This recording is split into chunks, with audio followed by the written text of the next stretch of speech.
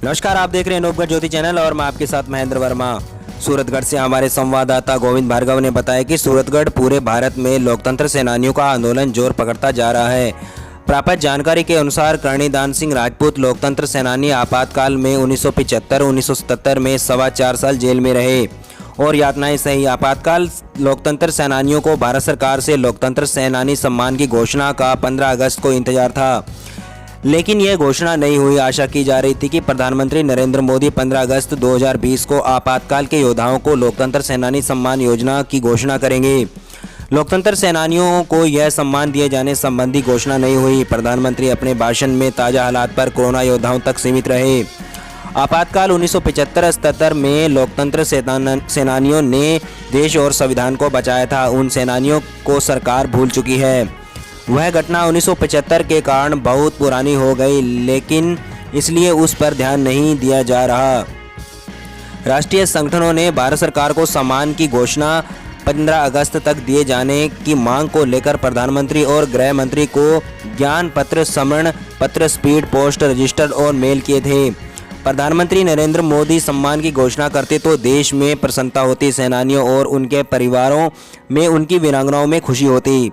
सूरतगढ़ के पूर्व विधायक गुरुशरण छाबड़ा लोकतंत्र सेनानी ने खूब आंदोलन में भाग लिया। आपातकाल में जेल में रहे, यातनाएं सही और आंदोलन करते करते मियाँ बीबी दोनों ही भगवान को प्यारे हो गए। आज उनके बच्चों को सरकार से कोई सहयोग नहीं मिल रहा है।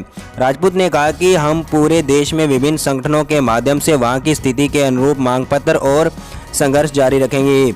एक दिन सफलता जरूर मिलेगी। हमारे क्षेत्रों से चुने गए सांसद जनप्रतिनिधि इस ओर गंभीरता से ध्यान दें। लोकतंत्र सेनानियों की मांगे हैं कि यह देश की आज़ादी की दूसरी लड़ाई थी।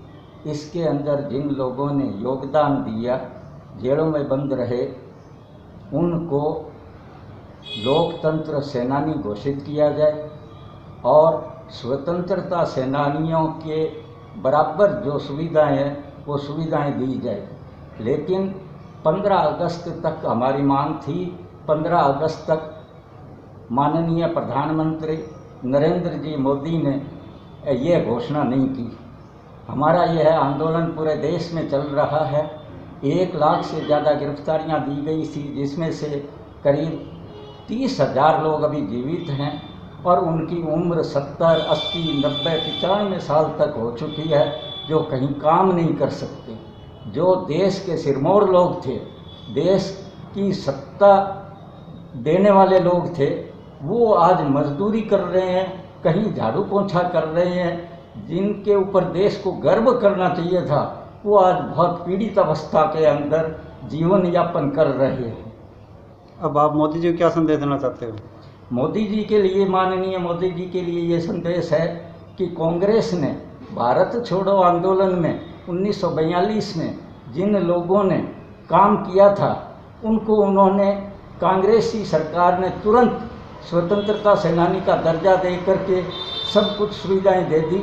लेकिन ये जो आंदोलन था दूसरी आज़ादी का, आपातकाल के विरोध के अंदर, वो लोग गैर कांग्रेसी हैं और गैर कांग्रेसी सरकार होते हुए भी नरेंद्र जी मोदी ने अभी तक कोई कार्रवाई नहीं की हमारे, और हमारे पत्रों का उत्तर तक नहीं देते।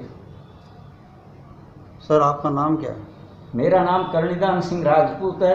मैं पत्रकार हूँ और पत्रकारिता के कारण 4.25 महीने तक आपातकाल के अंदर जेल में रहा था।